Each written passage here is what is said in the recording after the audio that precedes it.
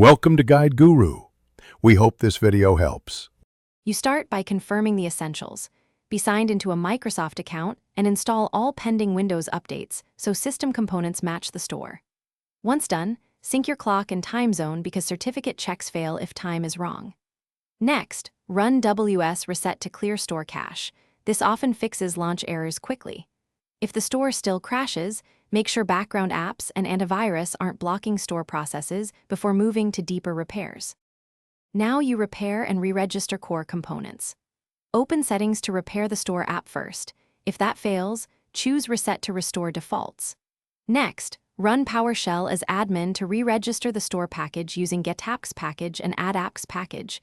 This restores missing app manifests. Also double-check that Windows Update, Background Intelligent Transfer Service, and related services are running.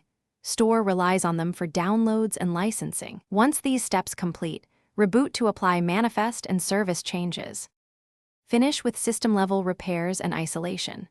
Run SFC and DISM to repair corrupted system files. SFC/Scano, then DISM/online/cleanupimage/restore health. These fix integrity issues that crash apps. If problems persist, create a new Windows user to test for profile corruption. And if nothing works, reinstall the store package or perform an in-place upgrade to preserve files while refreshing components.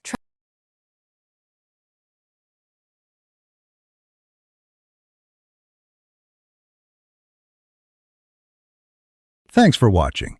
Consider subscribing if we helped you today.